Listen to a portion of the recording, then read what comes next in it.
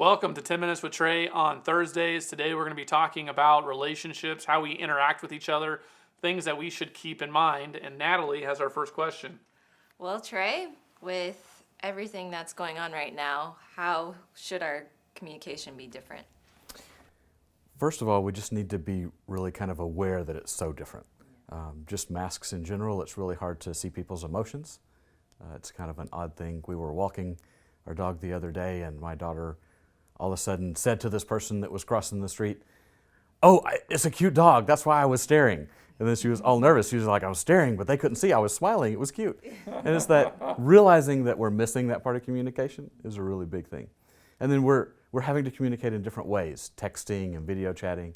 So like with texting, it's really hard to get emotions around. That's why they made emojis, but emojis mean so many different things to different people, and people put 30 of them. Does that mean it's a big feeling or what? I don't know. It's like a foreign language. It's just fun hearing you talk about emojis. Is that like because I'm old or something? Not at all. Yeah. And then video chatting too, we've got to get used to video chatting. We just don't realize all the things that go around when someone's video chatting. So like if someone looks away or is paying attention to something else, we don't know what's going on there. It's easy to assume that's about us. But like the other day I was on a Zoom conference and my son was like peeking around everything that he could hide behind and look at me. And I was like, oh, wait, there he is again. There he is again. So I know I looked, like I had ADHD really bad or something. But No, I like that in regards to texting. Now and I have a rule. If we're either one of us is upset with each other, we call each other. It's just, you can hear each other's voice. It's just different. So being cautious of that in this time. yeah, and like when you're talking to someone, you can clarify right away. With texting, you stew on it for a while, and do I ask that? Do I not ask that? What were they really meaning? So definitely, that's a really good. Sometimes there's just a time gap in between, when they respond. Absolutely. So it's like then you start overthinking. And then thinking about the bigger picture with communication is pretty important too. We tend to kind of make things all about us. That's pretty natural. So then when someone, like there's a time gap and someone doesn't respond, then all of a sudden, oh, they're mad at me or I'm not important to them or whatever. And it may be that, they were in the bathroom. There are a lot of really good reasons for those kinds of things that we just don't know. So thinking about the big picture and giving people the benefit of the doubt, especially with things being so crazy.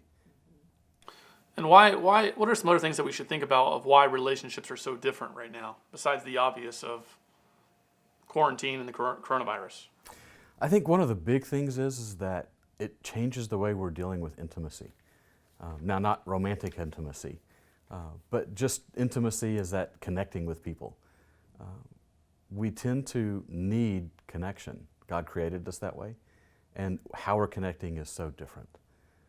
So one of the things that happens is that we tend to forget those rules about trust, that those that we trust, we're supposed to share deeper with, and we don't share deeper with those that aren't safe and that we don't trust. But when we're on video chats or social media, we tend to forget that rule. We tend to put things out there at the wrong level and trust people that we shouldn't be trusting. It's funny, people will say things that they would never say to someone in person, and they'll put it out there and it's locked on Facebook forever. Yeah. People are a lot more honest on social media than they are face to face. Could be honest, could just be rude, could be not honest. It's one of those things that people will say things just for attention when it may not be true. They'll push it a lot further on social media than they might in front of someone when they can actually see that it's hurting somebody. And I talked a little bit about this even last week. Those are all good points. But in this time, people have so many strong emotions and feelings and opinions, even within our church. And I think you have to be mindful always that there's someone who may think completely differently than you. And what you're about to post, is it going to bring unity in the church? Not that you can't have freedom of speech or say what you want to say, but like you said, maybe it's even picturing everyone that has a different view right in front of you, and would you verbalize to them what you're about to text? I even have a friend, and he's been posting some things, and he asked me, "Daniel, do you think I'm saying too much?" And I said, "No, I think you're good." And he said, "Well, if there's any point you think I'd be causing conflict, even within the church, please let me know." I think that's awesome. I love the way that he handled that. And if I do see something, I will, because he's my friend and he's asked me to hold him accountable on that. Oh, definitely. Yeah, I feel like we do that even in our marriage. Like there's a natural buffer of someone that you trust. Like how is this coming across? Because in a text, you're right, you can't hear the tone. You can't you maybe are already in a defensive place. So that's something we do. We call it like our buffer. Like what do you think about this? How's this coming across? And then a lot of times we're just honest with each other. Like actually I wouldn't say that part, or maybe you should think about rephrasing this. So I don't know. That's something we do. Yeah. Yeah, and those kinds of things are ways of showing love. One of the things to remember is that Jesus said the second greatest commandment is to love each other.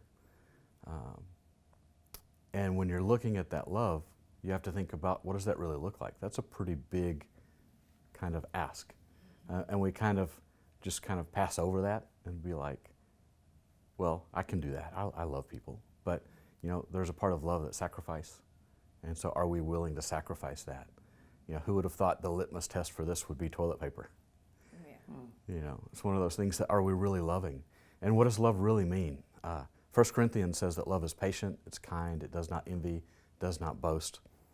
And then at the end it goes on, it says it always protects, always trusts, always hopes, always perseveres. So when we start looking at that, that's a pretty big set of things we need to be looking at in how we treat each other. And the more we can kind of keep coming back to that and putting ourselves in check, the better that'll be. Yeah, a big aspect of love is self-sacrificing, and maybe even choosing what to say, what not to say, for the good of those that are around us. I mean, it is interesting.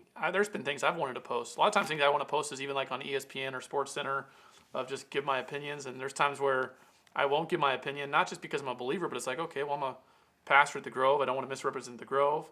Or even that thinking, it's like, that's not even the right thinking. It's like, I represent Christ, and I want to make sure that I represent him well and always act in a way that will build up the church in love.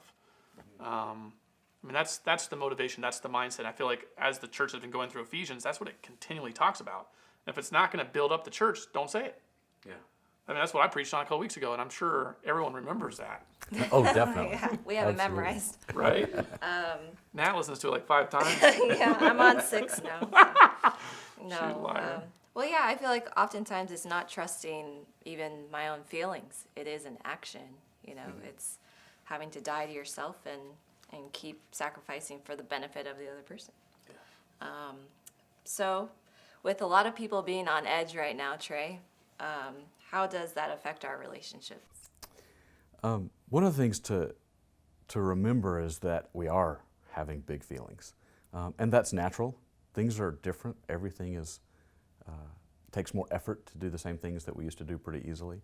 So as we're looking at that, putting ourselves in check a little bit more, really looking at ourselves and see why we're having these feelings, what those feelings really are and how they're impacting us is going to be really huge. The better that we can do that, the better off we'll be. So Trey, with people having heightened emotions right now, and maybe it's gotten the best of them, like how do you think they should go about moving forward in that?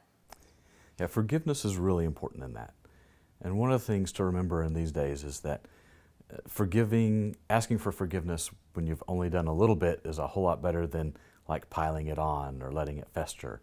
So be quick to ask for forgiveness when you realize you've done something wrong. It's going to be really important.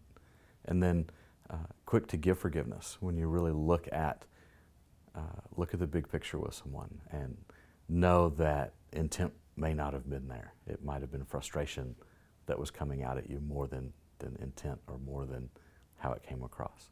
So looking at both sides of those, being willing to talk about forgiveness, willing to talk about the hurt. And that can lead to a really good conversation about, yeah, I've been really stressed. I've been really grumpy lately. I've been all of those kinds of things. So being willing to openly talk about it, get to that place of forgiveness much sooner will make things a lot easier. And I would end with this. And Trey, thank you for all your thoughts. I think emotions are only going to get higher as we see more states open up, as we see our state roll out its plan. Some people are going to like it, some people are not. And we're going to see people act in different ways, even within the church.